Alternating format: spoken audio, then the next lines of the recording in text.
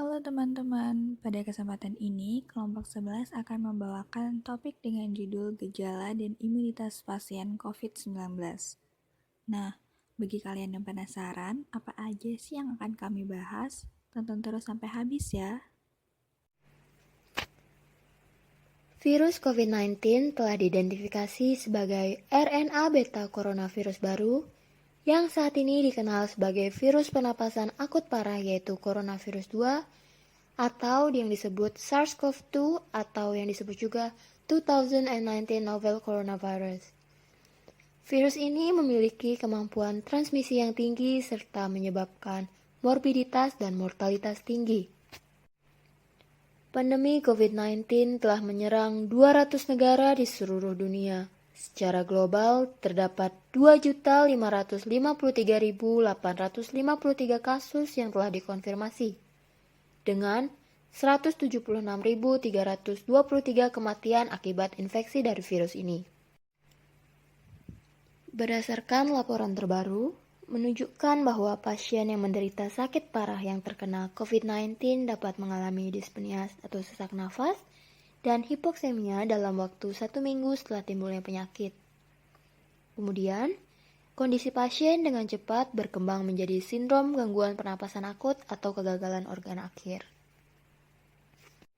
Suatu penelitian di Wuhan, China melaporkan sebanyak 539 pasien COVID-19 dengan umur rata-rata pasien yaitu 58 tahun dijadikan sebagai kontrol yang dipilih secara acak selama periode waktu yang sama dengan kondisi 125 pasien telah meninggal dunia dan 414 pasien yang telah keluar dari rumah sakit.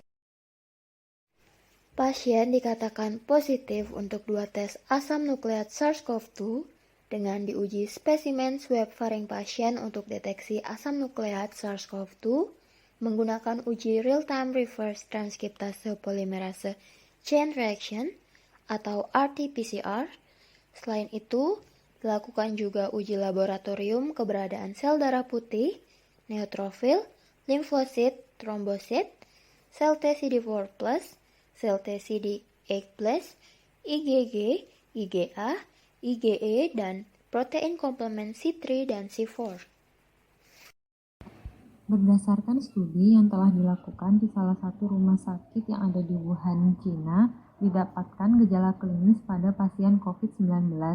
Tanda dan gejala umum pada pasien COVID ialah paling banyak demam dengan presentase 88%, diikuti oleh batuk dengan presentase 64,8%, kemudian dyspnea dengan presentase 62,4%, kelelahan dengan presentase 62,4%, dan sesak dada dengan presentase 58,4%. Hampir setengah dari pasien COVID-19 memiliki penyakit medis kronis atau penyakit penyerta, menjadi penyakit penyerta yang paling umum, diikuti oleh diabetes, penyakit jantung koroner, dan tumor ganas. Selain itu, penyakit penyerta kronis sering sekali mengganggu sistem imun. Klasifikasi klinis dari pasien COVID-19 dibagi menjadi dua, yaitu kelompok berat dengan presentase 98,4% dan kelompok ringan dengan presentase 1,6%. Tingkat mortalitas pada kelompok berat tinggi, sedangkan tingkat mortalitas pada kelompok ringan rendah.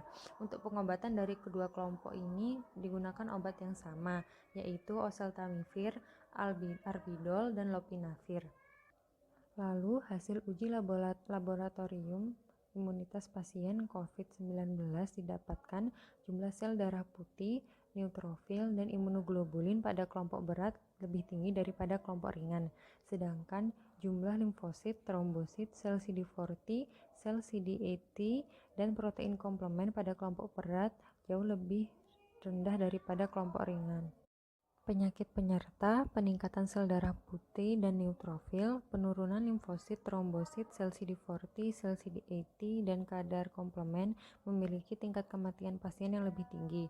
Respon imun abnormal yang diwakili oleh disregulasi berbagai penanda imunitas seluler dan humoral ditemukan pada pasien yang meninggal. Replikasi virus dan respon proinflamasi yang berkepanjangan berpotensi menyebabkan hasil yang buruk. pasien yang sakit parah lebih mungkin meninggal dibandingkan dengan pasien yang tidak parah, bahkan jika mereka diberi terapi yang sesuai. Pasien COVID-19 yang parah menunjukkan jumlah neutrofil yang lebih tinggi dan jumlah limfosit yang lebih rendah selama periode penyakit. Neutrofilia dan limfositopenia secara signifikan berisiko tinggi dalam pengembangan ARDS. Fagositosis, pelepasan isi granular, dan sekresi sitokin adalah fungsi efektor penting dari neutrofil yang terstimulasi, yang menunjukkan kekebalan protektif terhadap virus. Tetapi, peningkatan neutrofil yang berlebihan dapat menyebabkan pneumonia parah dan kematian. Sedangkan untuk limfosit, kelelahan fungsional limfosit sitotoksik dikaitkan dengan infeksi SARS-CoV-2, di mana infeksi SARS-CoV-2 dapat merusak kekebalan antivirus pada tahap awal.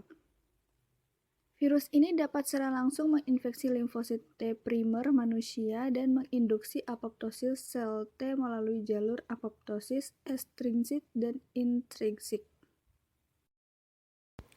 Berkurangnya jumlah sel CD4T, sel B, dan jumlah sel NK disebabkan oleh virus yang berkembang biak dengan cepat.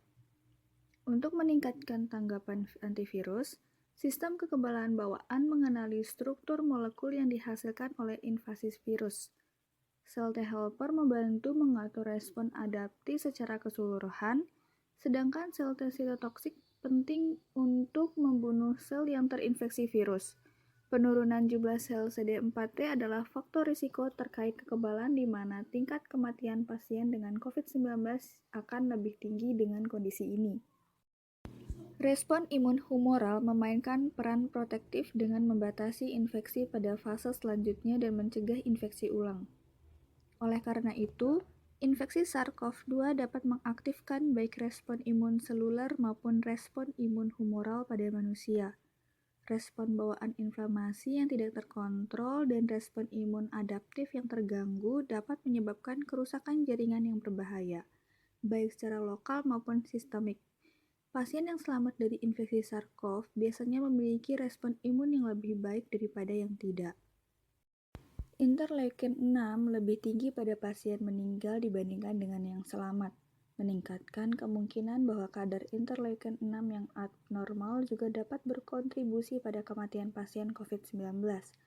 Interleukin 6 adalah regulator proinflamasi sel T yang dapat mendorong diferensiasi sel T naif menjadi sel T helper 17, menghambat induksi sel T regulator. Selain itu, sel T helper 17 dapat menginduksi respon inflamasi melalui produksi interleukin 17A dan interleukin 17F, yang bertindak sebagai sitokin berfungsi untuk migrasi dan aktivasi neutrofil sehingga dapat memfagosit atau melepaskan granulosit untuk membunuh virus. Namun, peningkatan neutrofil yang berlebihan dapat menyebabkan sindrom pelepasan sitokin atau CRS dan kerusakan jaringan yang mengakibatkan pneumonia parah dan kematian. Telah diamati bahwa terdapat keterlibatan yang kuat dari interleukin 6 dalam menginduksi CRS yang berhubungan dengan tingkat morbiditas yang lebih tinggi terkait dengan infeksi SARS-CoV. Pensinyalan interleukin 6 memainkan peran penting dalam memicu badai sitokin atau cytokine storm pada pasien COVID-19 yang parah. Sistem komplement merupakan komponen penting dari sistem imun bawaan dan komplement memainkan peran penting dalam respon host antivirus. Aktivasi sistem komplement juga menghasilkan reaksi kekebalan yang mampu menghancurkan patogen dan produknya. C3 adalah mediator host penting untuk penyakit yang diinduksi SARS-CoV dan mengatur respon proinflamasi sistemik terhadap infeksi SARS-CoV. Berdasarkan data, pasien meninggal menunjukkan penurunan kadar C3 dan C4 dibandingkan dengan orang yang selamat. Selain itu, hasil kami menunjukkan bahwa penurunan kadar C3 serum adalah faktor risiko terkait kekebalan yang memprediksi kematian pasien dengan COVID-19. Kesimpulan dari video kami adalah tingkat kematian pasien COVID-19 dengan penyakit perantara lebih tinggi daripada tanpa penyakit perantara. Selain itu, imunitas seluler dan humoral abnormal adalah faktor utama pada kematian akibat COVID-19. Neutrofilia, limfositopenia, jumlah sel CD4 yang rendah, dan penurunan kadar komplement C3 adalah faktor risiko terkait kekebalan yang dapat memprediksi kematian pasien dengan COVID-19. Sekian video dari kami. Terima kasih atas perhatiannya. Wassalamualaikum warahmatullahi wabarakatuh.